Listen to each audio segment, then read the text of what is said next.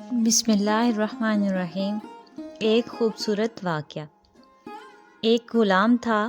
ایک دن وہ کام پر نہ گیا تو اس کے مالک نے سوچا کہ مجھے اس کی تنخواہ میں کچھ اضافہ کر دینا چاہیے تاکہ وہ دل جمی سے کام کرے اور آئندہ غائب نہ ہو۔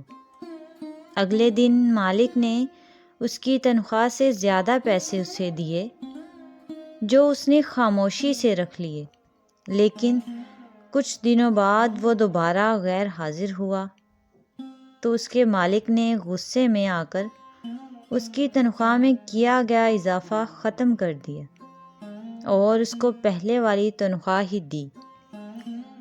غلام نے اب بھی خاموشی اختیار کی تو مالک نے کہا، جب میں نے اضافہ کیا تو تم خاموش رہے، اور اب جب کمی کی تو پھر بھی خاموش ہو، کیوں؟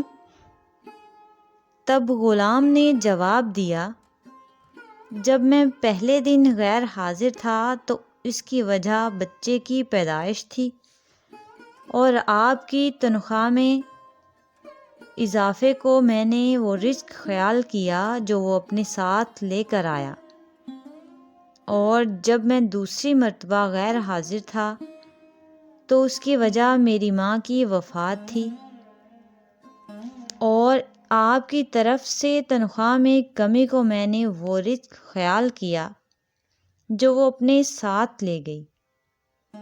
پھر میں اس رزق کی خاطر کیوں پریشان ہوں جس کا ذمہ خود اللہ تعالیٰ نے اٹھایا ہو۔